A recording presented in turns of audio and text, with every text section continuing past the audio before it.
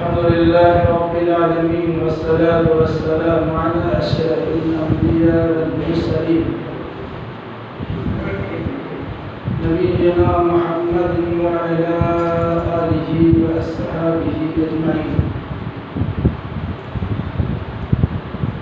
أعوذ بالله من الشيطان الرجيم. بسم الله الرحمن الرحيم. يا أيها النبي إذا جاءك المؤمنات يبايعنك على أن لا يشركن بالله شيئا ولا يسرقن ولا يزنين ولا يقتلن أولادهن ولا يأتين ببهتان يفترينه بين أيديهن وأرجلهن ولا يعصينك في معروف فبايعهن واستغفر لهن الله إن الله غفور رحيم.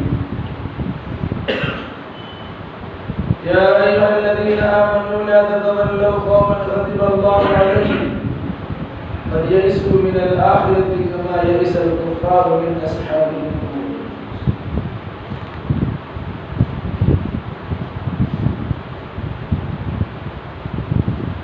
اس سے پہلے کی آیتوں میں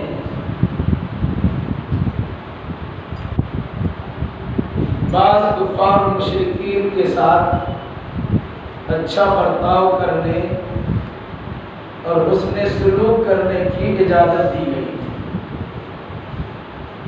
البتہ جو کٹر قسم کے غیر مسلم ہیں، جو دین کے معاملے میں مسلمانوں سے لڑتے رہتے ہیں اور دین کی بنیاد پر انہیں گھروں سے نکالنے کی کوشش بھی کرتے ہیں، اور جو لوگ ایسے دین کے خلاف کارروائی کرنے والوں کا ساتھ دیتے ہیں، ایسے تمام لوگوں سے دوستی کرنے سے منع کیا گیا. پھر یہ بات بھی آئی تھی کہ اگر ایمان والی خاتون ایمان کے نتیجے میں ان کو گھر سے نکلنا پڑا، ایمان بچانے کے لیے ہجرت کا سہارا لیا، تب ایسی خاتون مسلمانوں کے معاشرہ میں آ جائے تو مسلم سماج کی ذمہ داری ہے کہ ایسے خاتون کو پھر کفار مشرکین کے نرغے میں نہ جانے دیا جائے.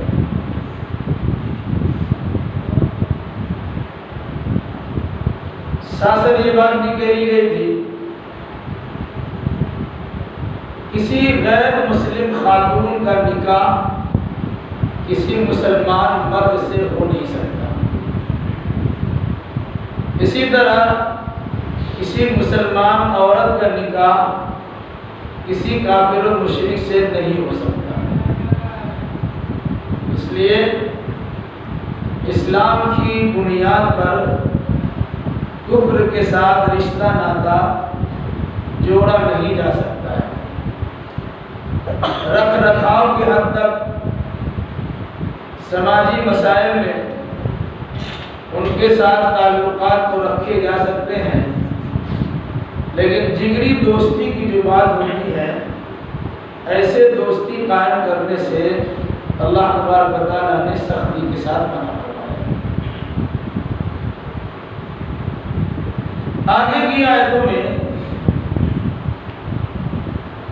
انہی خواتین سے متعلق بعض اہم باتیں بیان کی جا رہی ہیں کہ اگر کوئی خاتون اسلام قبول کرتی اور مسلمانوں کے پاس چلی آتی، سب سے پہلے تو ان کے ایمان کا جائزہ لیا جائے، اسے پرکھا جائے کہ واقعی یہ ایمان کی دولت سے مالا مال ہو کر اور اسلام کی اہمیت کو سمجھتے ہوئے مسلمانوں کی جماعت کے پاس آئی ہے، یا اپنا مطلب نکالنے کے لیے کہ کسی اور غرض غایت سے مسلم سماج میں انہوں نے بنا لیا. اگر یہ پتہ چل جائے تفتیش کے بعد، تحقیق کے بعد کہ واقعی دل سے اس نے اسلام قبول کیا ہے، تو پھر ایسی خاتون کو کفار کے حوالے نہیں کیا جا سکتا ہے، بلکہ مسلم سماج میں ہی اس کا نکاح کرا کر ان کا گھر کو بسایا جا سکتا ہے۔ یہ بات کیا آ رہی ہے کہ اگر کوئی مومنہ عورت ایمان قبول کرنے کے بعد مسلم معاشرے میں آ جائے تو امام وقت کو اس بات کی تاکید کی گئی کہ ایسے خاتون سے چند باتوں پر بیعت دی جائے۔ رسول اکرم صلی اللہ علیہ وسلم اپنے زمانے کے امام، جو انسان بھی ایمان لاتا کلمہ شہادت کی بنیاد پر اللہ کے نبی صلی اللہ علیہ وسلم کی ہاتھ پر گویا بیعت کرتا ہے۔ بطور خاص عورتیں یا خواتین اسلام قبول کر کے جب مسلم جماعتوں میں شامل ہونا چاہ رہی ہے اور وہ اللہ کے نبی صلی اللہ علیہ وسلم کے دست مبارک پر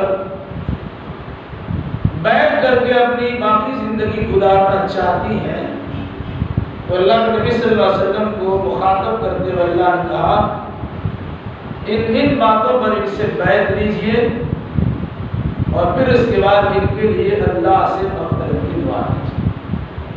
وہ کون سی باتیں ہیں؟ آگے اس کی تفصیل آ رہی ہے۔ یا ایھا النبی، اے نبی، اذا جاءک المؤمنات، جب آ جائے آپ کے پاس مومن عورتیں، سوائے یبایعنک، تاکہ وہ آپ سے بیعت کریں۔ اللہ کے نبی صلی اللہ علیہ وسلم مردوں سے بیعت کرتے تھے تو جس طرح ہاتھ ملاتے مصافحہ کرتے ہیں، اس طرح ہاتھ پکڑ کے بیعت کرتے ہیں، لیکن جب عورتوں سے بیعت کی باری آتی تھی تو اللہ کے نبی صلی اللہ علیہ وسلم کہتے ہیں کہ زبانی تم سے بیعت کی جائے۔ رسول اکرم صلی اللہ علیہ وسلم کا ہاتھ کسی غیر محرم عورت کے ہاتھ سے ٹچ نہیں کیا۔ آج کل کے دور میں پیری مریدی کے نام پر بھی بیعت ہوتی ہے، اس بیعت کا اسلام سے کوئی تعلق نہیں۔ تسبیح کے دانے گڑگڑانے پر بیعت نہیں ہوتی۔ اگر اکثر لوگ کو انسان اسلام قبول کرتا ہے تو سماج میں پائی جانے والی برائیوں سے دور رہنے پر بیعت اللہ کے نبی صلی اللہ علیہ وسلم نے لی ہے ابتدائی دور کے مسلمانوں سے۔ موجودہ دور میں جو بیعتیں ہیں تصوفانہ عقیدے کی بنیاد پر، اس کا اسلام سے کوئی لینا نہیں ہے، بلکہ عقیدے کی خرابی اس میں شامل ہوتی ہے۔ ایک صاحب ہم نے پوچھا کہ بیعت کیوں لیتے ہیں؟ یہ میں نے کہا کہ اپنے پیر صاحب سے پوچھیے ہم آپ سے بیعت کیوں لیں؟ تو انہوں نے کہا بیعت اس لیے لیں کہ جب بھی کوئی خلاف شرع کام کرنا شروع کریں گے تو آپ کو اپنے بزرگ کا خیال آئے گا کہ ہم نے ان سے بیعت لی تھی، اور یہ خیال آنے کے نتیجے میں آپ برے کام کرنے سے بچ جائیں۔ بظاہر بات اچھی لگتی، آپ نے اللہ اس کے رسول کے ہاتھ پر گویا بیعت کیا کلمہ شہادت کی بنیاد پر، تو گناہ کرتے ہوئے خیال نہیں آتا کہ ہم نے اللہ کے رسول سے بھی بیعت کی ہے اور اللہ تبارک و تعالیٰ سے بھی گویا بیعت کی ہے کہ ہم اسلام قبول کرتے ہیں اور ان تمام تر خرافات سے اپنے آپ کو بچا کر رکھتے ہیں۔ جبکہ بزرگوں کے لیے بیعت کرنے کے بعد آپ غلطیاں کر گزریں گے، ان بزرگوں کے فرشتوں کو بھی خبر نہیں، ان کو عطا پتہ کچھ نہیں، آپ اس سے کتنا ڈرتے ہیں؟ جبکہ اللہ تبارک و تعالیٰ ہر چیز کو جانتا ہے، ہر ظاہر و پوشیدہ کو جانتا ہے، تو انسان کو اللہ تبارک و تعالیٰ سے ڈرنا چاہیے اور اللہ سے ڈر کے گناہوں سے پرہیز کرنا چاہیے۔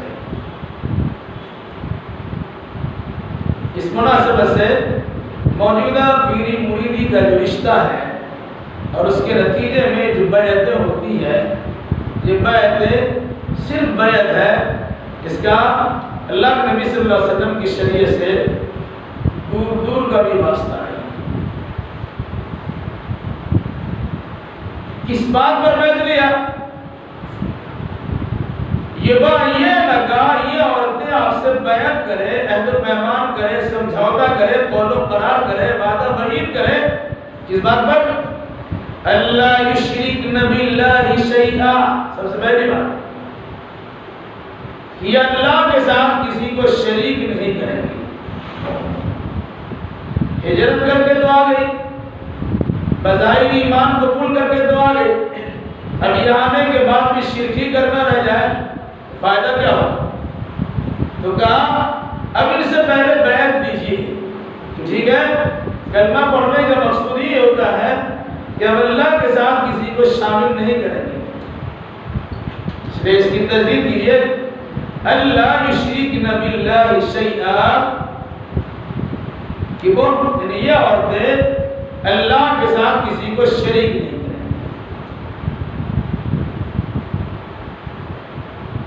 پہلی شرط کی بیعت کی پہلی بنیاد، پہلی شرط شرک سے توبہ کیجیے اور آئندہ شرک نہیں کرنے کا اس میں مسلم کیجیے، پکا ارادہ رکھیے۔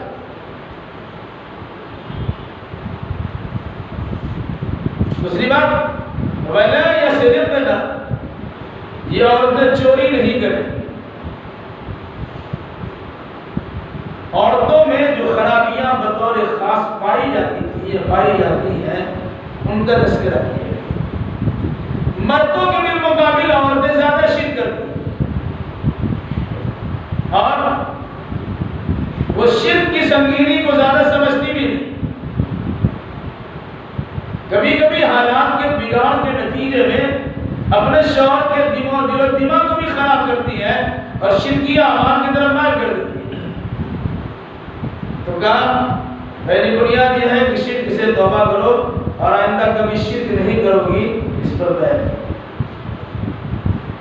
دوسری بات وَلَا يَسْرِقْنَ، چوری نہیں کرے۔ چوری کرنے کی بہت شکلیں ہوتی ہیں، شوہر کو جیب سے کچھ پیسے نکال لیے، کاروبار میں کچھ پیسے نکال لیے، یہ عورتوں میں بظاہر فطرتاً یہ چیز پائی جاتی ہے۔ کہا اگر مشرکانہ ماحول سے تم آئی ہو، جب تم اللہ کے ساتھ کسی کو شریک کر سکتی ہو تو اس سے بڑا گناہ تو شرک تو چوری نہیں، یہ اب بھی تمہارے پاس ہو سکتا ہے۔ ایسا کرو کہ چوری سے متعلق یہ وعدہ کرو اللہ وَلَا يَسْرِقْنَ، کہ چوری نہیں کرے۔ ایک بات یاد رکھیے، اگر کسی عورت کا خرچ شوہر خرچ کرنے کی طاقت رکھنے کے باوجود پوری نہیں کرتا ہے تو شریعت نے عورت کو یہ حق دیا ہے کہ اپنا خرچ کی حد تک جو جائز خرچ ہے وہ اپنے شوہر کی جیب سے نکال سکتی ہے اور اس کے لاکر سے نکال سکتی ہے۔ یاد رکھیے، خرچ دے سکتے ہیں تو دیجیے، نہیں ہے تو سیدھا کہیں کہ ہمارے پاس نہیں، اور اگر نہیں ہے تو چوری کہاں سے کرے گی؟ رکھا ہے، چھپا کے رکھا ہے، دیتے نہیں۔ تو کہا اگر آپ کا خرچہ پورے طور سے نہیں ملتا، اسراف و تبذیر فضول خرچی میں نہیں، جو جائز حقوق ہے نہیں دیتے ہیں، تو بیوی آپ کے پاکٹ سے، جیب سے اور جہاں پیسے رکھتے ہیں وہاں سے اپنی ضرورت کے مطابق نکال سکتی ہے، اسے چوری نہیں کہا جائے۔ علاوہ اس کے وَلَا يَسْرِقْنَ، عورت چوری نہ کرے، اس بات پر وعدہ دیا گیا، بیعت کرائے۔ وَلَا يَزْنِينَ، اس بات پر بیعت لیجیے کہ عورت زنا نہیں کرے۔ زنا کرنے میں مرد بھی شامل ہوتا ہے، بسا اوقات عورتیں بھی پیش رفت کرتی ہیں۔ بسا اوقات عورتیں بھی پیش قدمی کرتی اور مردوں کو رجھانے کے لیے بہت ساری الٹی سیدھی حرکتیں بھی کر گزرتی اور اپنے دامن فریب میں پھنسا کر بعد میں شادی کر لے، لیکن اس سے پہلے بہت کچھ کر گزرتی ہے۔ تو مشہور ہے آنچل کی ہوا سے اکثر و بیشتر لوگ بچ نہیں پاتے۔ بنیادی طور سے لگائی گئی شرط بلا یزنی، تمہارا اس سماج میں کیا ہوا نہیں ہوا، وہ تمہارا گندا سماج تھا، مشرکانہ سماج اور کافرانہ سماج۔ اب اسلامی سماج میں تم داخل ہو رہی ہو، اس بات پر بیعت کرو کہ تم میں سے کوئی زنا کاری نہیں کرے۔ اب دیکھیے گا اسلامی شریعت میں زنا بالجبر ہو یا زنا بالرضا ہو، دونوں مجرمانہ ہیں۔ موجودہ حکومتوں میں اگر کوئی آدمی رضامندی سے الٹی سیدھی حرکتیں کر لے، زناکاری بدکاری کرے، وہ جرم نہیں ہے۔ جب تک خوشدلی کے ساتھ دونوں کے میل ملاپ سے رضامندی سے حرکتیں ہو جائے، وہ جرم نہیں ہے۔ جس دن عورت کا دماغ خراب ہو جائے، وہ اپنے شناشائی کے ساتھ، اپنے دوست کے ساتھ اور اپنے تعلقات والے انسان کے ساتھ بغاوت کر دے، اس کے خلاف مقدمہ دائر کر دے، تو اندھی حکومت اس کی بات کی تصدیق بھی کرتی ہے اور کا صحیح۔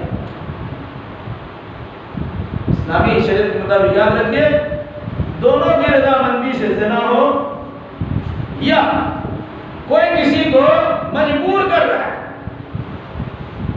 واقعی کسی وجہ سے مجبور کر دیا گیا، اس کے بعد اس کے علاوہ چارے کام نہیں ہے، تو بھاگ بھی نہیں سکتی، چلا بھی نہیں سکتی، پٹک کو اس کے ساتھ الٹی سیدھی حرکتیں کر لیا، عورت مجبور نہیں ہوگی۔ عورت مجبور ہوگی، عورت مجرم نہیں گردانی ہے۔ جس نے زیادتی کی ہے وہ مجرم ہے، جس کے ساتھ زیادتی کی گئی وہ مجرم نہیں۔ لیکن اگر دونوں کی رضامندی ساتھ شامل ہے تو یاد رکھیے، اگر غیر شادی شدہ لڑکا لڑکی زناکاری کے عمل کو کر لیتے ہیں، اسلامی شریعت کے مطابق ایسے لڑکا لڑکی کو 100 کوڑے مارے جائیں۔ کتنے؟ 100 کوڑے مارے۔ اور اگر دونوں شادی شدہ ہوں، یہ ایک شادی شدہ ایک غیر شادی شدہ، تو شادی شدہ کو پتھر سے مار مار کے ہلاک کر دیا جائے، اسے روئے زمین پر رہنے کا نہیں۔ اور اگر اس میں غیر شادی شدہ ہے، اسے 100 کوڑا مارا جائے گا، چاہے زندہ بچے چاہے بچے۔ کہا بلا یزنی، عورت اس بات پہ بیعت کرے، عہد و پیمان کرے کہ وہ زناکاری نہیں کرے، یعنی مسلم سماج کو اپنی بدکاری سے خراب نہیں کرے۔ وَلَا يَقْتُلْنَ أَوْلَادَهُنَّ، اور اپنے اولاد کو بھی قتل نہیں کریں۔ قتل اولاد کی کئی صورتیں ہوگی۔ اولاد کو قتل کرنا زمانہ جاہلیت میں 2 وجہوں سے ہوا کرتی تھی۔ ایک قتل کرنا ہوتا تھا، لڑکی پیدا ہوئی مار دی سے، وہ سمجھتے تھے کہ لڑکی ذلت و خواری کا سبب ہے، نتیجے کے طور پر مستقل سماج میں ذلیل ہونا پڑے، اس لیے بچی کی ولادت پر اسے قتل کر دیا۔ دوسری شکل، بچہ یا بچی، یہ بچے رہیں گے تو کھلانا پڑے گا، ہمارے پاس غربت و افلاس ہے، مال کی کمی ہے، روزی کھلا نہیں سکتے، پہنچا نہیں سکتے، تو قرآن نے کہا لا تقتلوا اولادکم خشیۃ املاق نحن نرزقکم وإیاکم، روزی کی کمی سے اپنی اولاد کو قتل نہ کرنا، ان کو بھی روزی ہم ہی دیں گے اور تم کو بھی روزی ہم ہی دیتے ہیں۔ تو قولا قتل اولاد، بچہ پیدا ہو گیا، کھلائیں گے کہاں سے؟ مار دیا، بچی پیدا ہو گئی، رسوائی ذلت و خواری کے ذریعہ ہے، مار دیا۔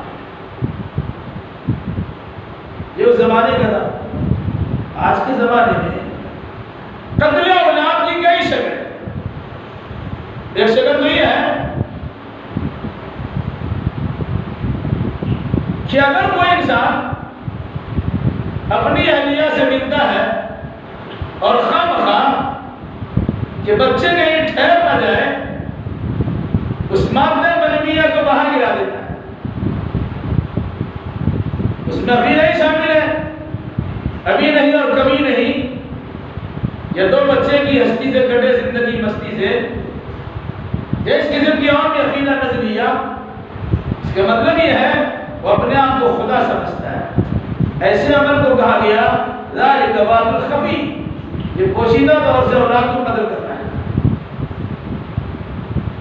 ہاں اگر مجبوری ہے، شادی شدہ جوڑا ہے، بیوی بالکل کمزور ہے، ڈاکٹر کا مشورہ ابھی بچہ لینے کی استطاعت نہیں رکھتی ہے، تو ایسے موقع پر اصل کی ایک کیفیت مجبوری میں کہ باہر اسے گرا دیا جائے تاکہ حمل نہ کر سکے. نیت یہاں پر یہ ہونی چاہیے اس کی صحت کمزور ہے، ابھی سیزر سے بچہ ہوا ہے، استقرار حمل کے نتیجے میں معاملہ بگڑ سکتا ہے، تو اسے خاندانی منصوبہ بندی کہا جاتا ہے. اس کی گنجائش تو نکل سکتی ہے، لیکن اگر اس نیت سے کہ ہمیں بچہ نہیں چاہیے ہم باہر گراتے ہیں، یہ بات خفی ہے، پوشیدہ طور سے قتل کرنا ہے. موجودہ دور میں صورت یہ ہے کہ کسی ذریعے سے معلوم کر لیا جاتا بیٹا ہے کہ بیٹی. حکومت کی قوانین کے مطابق بھی یہ جرم ہے، لیکن وہ معلوم کر لیتے ہیں الٹراساؤنڈ وغیرہ کے ذریعے سے، تو پھر ڈاکٹروں کو سیٹ کر کے اسے گرانے کی کوشش کی جاتی ہے. یہ بھی اولاد کو قتل کر دینا ہے. بیٹی کو قتل کر دیا، بیٹا رکھ دیا. اسی طریقے سے دیکھا جاتا ہے کسی نے کہا کہ پیٹ میں بچہ صحیح نہیں ہے، اپائج بچہ پیدا ہوگا، جسم کا کوئی حصہ اس کا نامکمل ہوگا، اور آپ نے اسے ڈاکٹر کے مشورے پر اندر ہی مار دیا کہ ولادت کی تکلیف بھی برداشت نہ ہو اور علاج معالجے کی صورت بھی پیدا نہ ہو. یہ بھی اولاد کو قتل کرنا ہے. تو اس کے اندر جان ہے، آپ اسے مار نہیں سکتے ہیں، وہ چاہے ناقص پیدا ہو یا کامل پیدا. قتل اولاد کی شکل یہ ہے کہ ناجائز حمل ٹھہر گیا. گزشتہ زمانے میں خرابی تھی، اب بھی خرابی ہے. ناجائز تعلقات پیدا ہو گئے اور کچھ بھول کے نتیجے میں مشیت الہی سے عمل ٹھہر گیا. اب تو مسئلہ کھڑا ہو جائے گا، سماج میں بدنامی ہو جائے گی، اس کو لے کے کہاں کہاں پھرتے رہیں گے. ڈاکٹروں سے رابطہ قائم کیا گیا اور اسے اس قابل حمل کرا دیا گیا. یہ بھی ہے اولاد کو قتل کر دینا. کیا کہا؟ وَلَا يَقْتُلْنَ أَوْلَادَهُنَّ، کہا عورتیں اپنے اولاد کو قتل نہیں کریں گی. وہ سارا کیس آتا ہے پھر مسئلے مسائل کے لیے علماء سے رابطہ کرتے ہیں. اس غلط عمل کے لیے رابطہ نہیں کرتے، غلط ہے کہ صحیح. جب استقرار حمل ہو گیا اب اسے گرا سکتے کہ نہیں گرا سکتے؟ کسی صورت میں گرا نہیں سکتے. اس بچے کا کیا قصور ہے؟ قصور تو ان دونوں نے کیا ہے، اور ان دونوں کے جرم کا بھگتان اس بچے کو بھگتنا پڑتا ہے کہ وہ زمین پہ آنے سے پہلے ہی اسے گرا دیا جائے. یہ بھی قتل اولاد کی شکل ہے. کیا فرمایا؟ وَلَا يَقْتُلْنَ أَوْلَادَهُنَّ، کوئی عورت اپنی اولاد کو قتل نہ کرے. وَلَا يَأْتِينَ بِبُهْتَانٍ يَفْتَرِينَهُ بَيْنَ أَيْدِيهِنَّ وَأَرْجُلِهِنَّ، اور عورت کوئی ایسا بہتان نہ لائے جس کو اس نے اپنے ہاتھ اور پیر کے درمیان تیار کیا ہے. مراد اپنی جانب سے گھڑ کے کسی میں بہتان نہ لگائے. بہتان مرد لگائے کہ عورت لگائے وہ بہتان. اگر کسی کے اندر وہ عیب ہے، آپ نے کسی کے سامنے دیا، یہ تو غیبت ہے۔ اس کی سزا یہ ہے اَيُحِبُّ أَحَدُكُمْ أَن يَأْكُلَ لَحْمَ أَخِيهِ مَيْتًا فَكَرِهْتُمُوهُ، کیا تم میں سے کوئی انسان پسند کرتا ہے کہ اپنے مردار بھائی کا گوشت کھائے؟ تم اسے ناپسند کرتے ہو تو کسی کی غیبت کرنا یہ مردار بھائی کا گوشت کھانا ہے۔ ایک تو انسان، دوسرا بھائی، اور تیسرا مردار، تو غیبت کر نہیں سکتے۔ اب اگر کسی کے پاس کوئی شواہد اور گواہی نہیں ہے، کسی کے کہنے میں یا سرنا اپنی جانب سے کر کر کسی کے بارے میں بہتان بازی کی ہے، یہ خطرناک جرم ہے، غیبت سے بڑا خطرناک جرم ہے، اس کی سزا جہنمی جہنم۔ تو کہا عورت ہو یا مرد بہتان بازی نہ کرے۔ یا بطور خاص عورتوں سے متعلق یہ بات کہی گئی کہ عورت اپنے ہاتھ پیر سے گڑھ کر، یعنی اپنی جانب سے گڑھ کر کوئی بہتان نہ لگائے۔ اس کے کیفیت یہ بتائی گئی کہ شادی شدہ عورت نے کسی غیر مرد سے ناجائز تعلقات قائم کیے، شوہر سے اس کا بچہ نہیں ہے، اسی ناجائز تعلق کی بنیاد پر کسی غیر مرد کا بچہ ہے، جو کہ شادی شدہ ہے، سسرال میں ہے۔ اب اگر بچہ پیدا ہو تو کسی کو پتا چلے کس کا بچہ ہے، لیکن اس عورت کو پتا ہے تو کس کا بچہ ہے، تو کہا یہ اپنے ہاتھ سے گڑھ کر کسی دوسرے کے بچے کو اپنے شوہر کی طرف نہ لگائے۔ یہ بھی سماج بہت ہوتا ہے۔ سماج سوسائٹی میں اگر بچے کو بانجھپن کے نتیجے میں یا بچہ دیر سے ہونے کے نتیجے میں بہت سارے طعن و تشنیع سننے پڑتے ہیں، تو باباؤں کے پاس جاتے ہیں اور بابا ان کو بچہ دے بھی دیتے ہیں، یا اپنے شہنشاہوں سے، دوست احباب سے، کسی رشتہ دار سے اس قسم کی تعلقات قائم کرتے ہیں اور ان کا بچہ ہو بھی آتا ہے۔ شوہر کو پتا نہیں کہ اس کا بچہ ہے، بیوی کو تو پتا ہے کس کے ساتھ اس نے منہ کالا کیا ہے، پھر اس بچے کو اپنے شوہر کی طرف منسوب کرتے ہیں۔ قرآن نے کہا وَلَا يَأْتِينَ بِبُهْتَانٍ يَفْتَرِينَهُ بَيْنَ أَيْدِيهِنَّ وَأَرْجُلِهِنَّ، عورت وہ ایسا بہتان نہ لگائے، ایسا بہتان کا کام نہ لائے جسے اس نے اپنے ہاتھ پیر کے درمیان تیار کیا ہے۔ وَلَا يَعْصِينَكَ فِي مَعْرُوفٍ، اور یہ عورت اس بات پر بیعت کرے کہ کسی بھی بھلی بات میں آپ کی یہ نافرمانی نہیں کرے گی۔ اس سے پہلے منع کردہ چیزوں سے متعلق بات کی اور اخیر میں ایک جملے میں کہہ دیا جتنے بھی اچھے اعمال اللہ کے نبی صلی اللہ علیہ وسلم کرنے کو بولے وہ سارے اچھے اعمال بجا لائیں گی، استطاعت کے مطابق جہاں تک وہ کر سکتے ہیں۔ کیا فرمایا؟ وَلَا يَعْصِينَكَ فِي مَعْرُوفٍ، ہر بھلی بات میں یا کسی بھی بھلی بات میں یا بھلے کام میں آپ کی معصیت اور آپ کی نافرمانی نہیں کرے گی۔ نبی کی ہر بات بھلی ہوتی ہے۔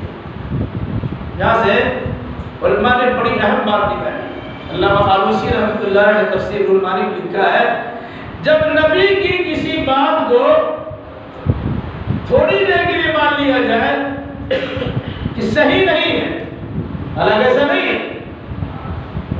نبی کی ہر بات صحیح، امت کو سمجھانے کے لیے اگر بظاہر لگے کہ نبی کی یہ بات بھی صحیح نہیں ہے تو اس نبی کی وہ بات نہیں مانی جا سکتی ہے، تو کسی امام، کسی فقیہ، کسی محدث، کسی مفتی کی کوئی بات جو کتاب و سنت کے خلاف ہو کیسے بات ہے؟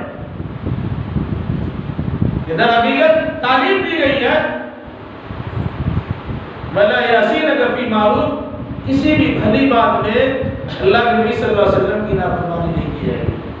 اللہ نے بھی فرمایا لَا طَاعَةَ لِمَخْلُوقٍ فِي مَعْصِيَةِ الْخَالِقِ إِنَّمَا الطَّاعَةُ بِالْمَعْرُوفِ، اللہ کی نافرمانی میں کسی مخلوق کی اطاعت جائز نہیں ہے، اطاعت و فرما برداری تو بھلی بات ہے۔ اب یاد رکھیے گا یہاں سے کوئی آدمی یہ نہ سمجھے کہ نبی کی کوئی بات بھی غلط ہو سکتی ہے.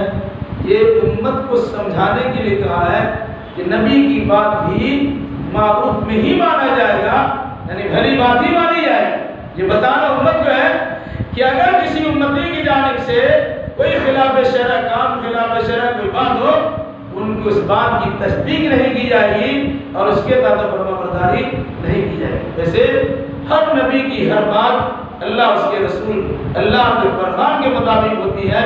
کہ نبی کا کوئی کام اللہ کے وحی کے خلاف ہوتا ہی نہیں ہے. وما ينطق عن الهوى ان هو الا وحی یوحى. شرک نہیں کرے گی، چوری نہیں کرے گی، زناکاری نہیں کرے گی، اولاد قتل نہیں کرے گی، بہتان بازی نہیں کرے گی، اور اللہ کے نبی صلی اللہ علیہ وسلم کی بھلی بات میں نافرمانی نہیں کرے گی. اس کے بارے میں عہد و پیمان کرے، بیعت لے. فبايعهن، اے نبی ایسی عورتوں سے ان باتوں پر بیعت کر لیجیے. پھر واستغفر لهن اللہ، ان کے لیے اللہ سے مغفرت کی دعا بھی کی. ایک غلط سماج سے آئی ہے، وہاں وہ چیزیں عام بنی رہی ہوگی. یہ آنے کے بعد مسلم سماج میں جو ابتدائی دور کا مسلم سماج تھا، بڑا کڑا سماج تھا. ان چیزوں سے رشتہ ناطہ رکھنے کی اجازت نہیں تھی. کہا جو غلطیاں، جو خرابیاں ان سے ہو چکی ہوگی، ابھی آپ کی بارگاہ میں آ کر آپ سے بیعت کر رہی ہے، تو آپ ان سے بیعت کیجئے اور پھر اللہ تبارک و تعالیٰ سے ان کے لیے مغفرت کی دعا بھی کر دیجیے. ان اللہ غفور رحیم، بے شک اللہ بڑا بخشنے والا، بڑا رحم کرنے والا. مطلب کیا ہوا؟ اللہ بخش دے گا، رحم فرمائے گا. آپ بھی ان کے لیے مغفرت کی دعا کر دیجیے. مطلب کیا ہوا؟ اگر یہ کفار مشرکین کے سماج تھی، غلطیوں کے ساتھ مشہور بھی تھی، برائیاں ان کے اندر پائی جاتی، اب اس نے توبہ کر کے اسلام قبول کر لیا، تو کہا اسلام گزشتہ سارے گناہوں کو مٹا دیتا ہے. توبہ گزشتہ سارے گناہوں کو مٹا دیتا ہے. تو اب آپ کو پتا بھی ہو یہ فاحشہ تھی، یہ غلط کام تھی، لیکن اسلام قبول کرنے کے بعد اب اسے کسی بھی اعتبار سے گزشتہ ان کے گناہوں کے ذریعے سے انہیں ٹوکا نہیں جائے گا، انہیں یاد نہیں دلایا جائے گا، انہیں آگ نہیں دلایا جائے گا، انہیں شرمایا نہیں جائے گا، بلکہ کہا ان کے لیے مغفرت کی دعا کیجیے اور جان لیجیے کہ اللہ تبارک و تعالیٰ ان کو معاف کر دے گا. پھر آپ کو بھی کھود کھدت کرنے کی اجازت نہیں ہے. آج بھی ہو سکتا ہے بہت سارے خواتین، بہت سارے مرد گناہوں میں لت پت ہو، اللہ نے توفیق دی، توبہ استغفار کر لیا، کہیے گا 70 چوہا کھا کے بلی چلی ہے چلو، ہرگز نہیں. توبہ کر لیا ہے، جب اللہ توبہ قبول کر سکتا ہے تو آپ معاف کرنے والے، آپ نہیں معاف کرنے والے کون ہوتے ہیں؟ اور اگر آپ معافی نہیں کیجیے گا تو اس کو آپ کی معافی کی ضرورت بھی نہیں ہے. اللہ کی بارگاہ میں اس نے سچی توبہ کر لی ہے اور اللہ نے قبول کر لیا، اس کے حالات سدھر گئے، تو آپ کو خوشامد کرنے کی ضرورت بھی ہے.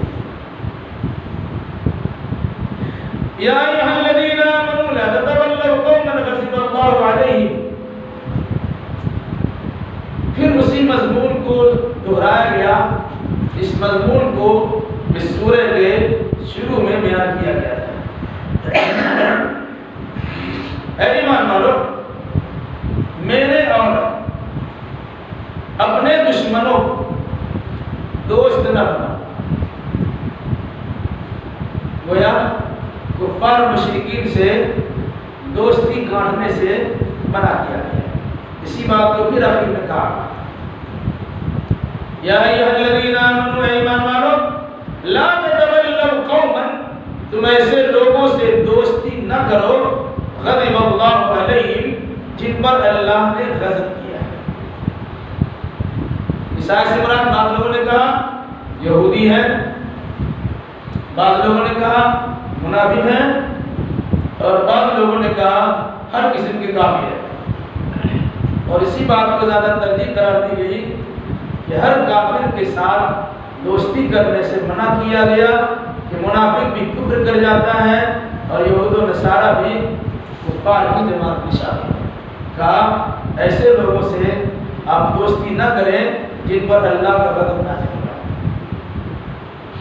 قد یئسوا من الآخرہ، یہ لوگ آخرت سے متعلق مایوس ہو چکے ہیں، کما یئس الکفار من اصحاب القبور، جس طرح کافر لوگ قبر والوں سے مایوس ہو چکے ہیں۔ ساتھ ایک مفہوم تو یہ ہے کہ جو انسان مر گیا قبر میں چلا گیا، کفار مشرکین کا بھی عقیدہ ہے اب یہ کچھ ہمیں دے نہیں سکتے، ان کے پاس سے مایوسی ہی ملے۔ دوسری بات کہ مسلمانوں کا عقیدہ ہے کہ میدان محشر میں کھڑے ہوں گے، آخرت میں جمع ہوں گے۔ ان کفار کا عقیدہ یہ ہے کہ آخرت میں اٹھنے کو سواری پیدا نہیں ہوگی۔ تیسری بات یہ ہے کہ اصحاب القبور، قبر والے کچھ دے نہیں سکتے، قبر والے کو ہم کچھ سنا نہیں سکتے، قبر والے اپنی چاہت سے ہماری کوئی بات سن نہیں سکتے۔ جس طرح اس سے مایوسی ہے، اسی طریقے سے یہ کفار و مشرکین، چاہے یہودی ہو، چاہے نصرانی ہو، چاہے منافقین ہو، چاہے کفار ہو، سب آخرت کے متعلق مایوسی سے دوچار ہو چکے ہیں۔ یہ الگ سی بات ہے کہ زبان سے کہتے ہیں کہ آخرت کو مانتے ہیں، ورنہ اگر کوئی انسان آخرت کو مانے اور آخرت کی تیاری نہ کرے، یہ کیا بات کرتا ہے؟ قرآن نے کہا ان اہل کتاب سے کہیے اگر تم یہ سوچتے ہو کہ خالص درجہ اللہ تبارک و تعالیٰ کے پاس تمہارا ہی ہے، فَتَمَنَّوُا الْمَوْتَ إِن كُنتُمْ صَادِقِينَ، ذرا موت کی تمنا کرو۔